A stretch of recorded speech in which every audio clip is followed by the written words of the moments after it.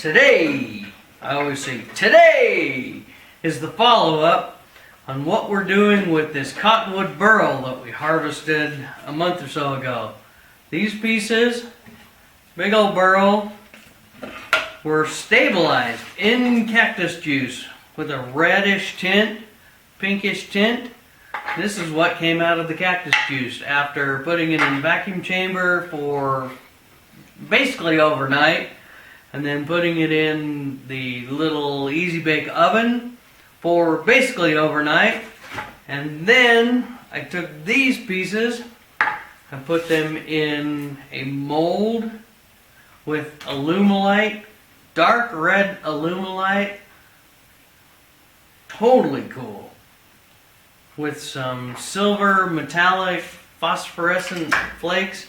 Now, I don't think these are glow in the dark, but I did do some metallic flakes, a silver and a gray. And the end result is a pen blank that's just basically red and out of this world. Talk about ready for the holidays, ready for Christmas.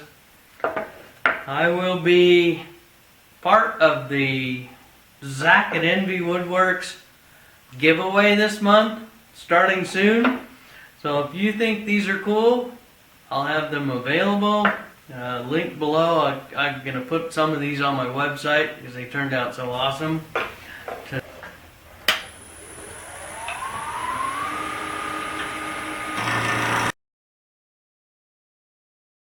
Alright, this is extremely cool. Wow! Wow! Okay, what we're doing today is we are cutting and processing this elm burl log. And I've got it here on my bandsaw. I'm just slicing it through like this. I know the big burl chunks, but I like pens and pen blanks. And with all these bark inclusions, would have been hard to get bowls or anything sizable out of it. But as it is, I can get lots of cool pen blanks. I'm going to stabilize it in colored cactus juice.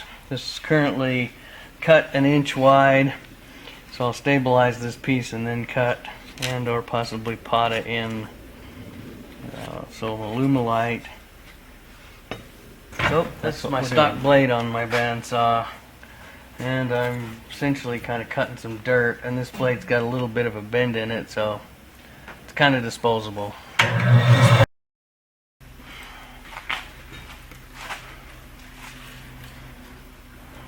Pretty amazing grain. It's even in the middle here where the knot of the tree is.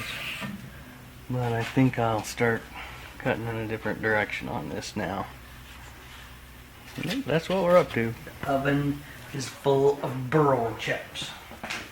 By chips I mean the pieces that I cut about 1 inch wide and as big as the burl could be, and I put them in the oven here, and I'm warming them on about 150 degrees to get some of the moisture out of them, and then we're going to stabilize with cactus juice. Today we are playing with cactus juice again and cottonwood tree burl. So I have a new jug of cactus juice, and as I found out when I talked to Curtis Seebeck at Cactus Juice, he said this doesn't have a shelf life until the catalyst is mixed in with the jug. And then he says the shelf life is about 1 year if it stays cool. Another note is if your cactus juice, quote unquote, goes bad, if you kept it too long, don't throw it away. Call him up. He can give you some more catalyst and save your cactus juice. So, the directions, I know this is kind of a review if you followed along before. You take a new gallon jug and catalyst. Try not really to get it all over your fingers like I just did. But a new bottle of catalyst, and just Curtis said you can leave it in 24 hours and it'll dry completely out. I'm in Utah and it's fairly dry, fairly low humidity all the time around here anyway, so I didn't have to fight, and I've never really had too much trouble with cactus juice and moisture. And about the cactus juice is when you're coloring it, use way more colorant than you expect. He's like, just squeeze it right on in there, which I've done that in some cases and had good results. And I want to do a dark red for Christmas and infuse it in this cottonwood. So I'm going to use quite a bit. So half a gallon. Let's go for about half a gallon. These coffee containers seem to work really good, except now I just have a warning. My catalyst hasn't completely mixed in. It's got flakes in it. So the instructions there say put it back undissolved, allow it to set for a few hours, and shake it again. So I'll be delayed. Delayed on this. I definitely want to get my catalyst mixed in really well. I'll let it mix overnight, and all the little flakes from the catalyst are out. So I think I'm going to go with about half a gallon. Add a lot. 1, 2, 3, 4, 5, 6, 7, 8, 9, 15.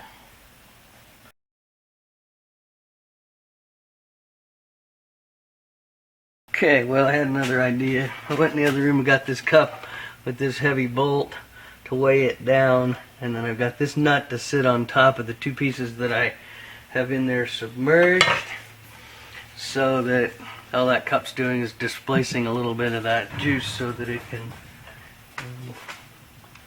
soak in better. So now, turn the vacuum on, got the pump on, close this valve, and we start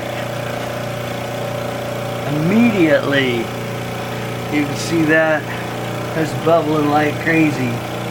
That's pulling the air out of the wood and allowing, well, you'd think it allows the cactus juice to go in, but the cactus juice goes back in on a secondary soak. Doesn't necessarily go in on the initial vacuuming that we're doing now. And I've just about achieved, well, there's 18 inches of vacuum, and with this pump I can get about 22, 23 inches of vacuum at my altitude. So I'll just let this run. You let it run until the bubbles stop coming out. So we'll take a look. It's about noon right now. Half an hour, and there's still tiny little bubbles coming out of it, but not at all like it was. So just patient and keep vacuuming. We achieved 23 inches of mercury, and that's kind of where we stabilized. Burl, as you can see, came out of the stabilizer with this amazingly fantastic red, and I am going to further cast it as pen blanks in the worthless wood style here. I have mixed up some amazing pearlescent red Alumilite clear. That's the A. This is the B side. The B side is a little bit thick, but I've got to figure out how to measure this stuff better. But I have enough extra just in case to go in here and here and here. And my bottle top, my topper blank. So we're going to cast Alumilite around these and then put it in the pressure pot, which is over here on the floor. I need to get that ready. But it's going to be a two-step process, and it's going to be awesome. Okay, I'm excited. mix this baby up. I fixed my molds, I thought, so they didn't leak quite as bad. Tiny leak right there. Darn it. Oh well. I'll put them in the pressure. Okay, there we are with the Harbor Freight pressure pot. It leaks at 40 psi. So, okay, here we're watching the paint pot dry. Anyway, it miraculously stopped leaking air. 40 psi. Woohoo! I left it now for about half an hour. It's cold in the garage. It's starting to become winterish. So I'm going to let it kind of sit a little while longer under pressure. And then if I need to, I can put it in the warm oven. Alumilite cures after it sets for a length of like 5 days at normal temperature or 5 or 6 hours at 150 degrees or something like that. It is currently at 60 psi, which is, well, it's at 58, and my blow-off valve's at 60, and that's the way I originally had it set up. So I'm actually kind of happy that it's not leaking and it is at 60. All of the silver from like the crack in this piece of wood kind of showed up. This one worked great. But sadly, I was like, it was tipped a little bit on an angle. So some of this just like spilt out. So these blanks are about a ½ inch thick, and these will be good sized blanks. This floated a little bit on me, wasn't sure why, or it's just bigger, but they're still going to make cool blanks. Guess I have to figure out how to perfect this. I like the effect. These are going to be fantastic. These are going to be really cool too. Guess I need to work on my molds, get some better molds.